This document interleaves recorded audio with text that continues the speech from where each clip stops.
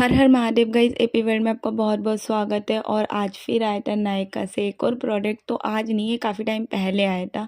तो इसके अंदर आया था एक ये ब्लू हेवन का आईलाइनर और ये पॉन्ड्स का लूज़ पाउडर था, जो कि रोज़ कलर का था, रोज़ पिंक कलर का था।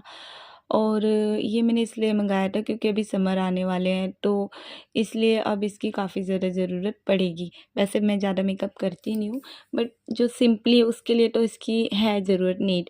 तो उसके बाद ये आया था, ये सॉरी इनसाइड का था, ये ब्लू हेवन का नहीं था।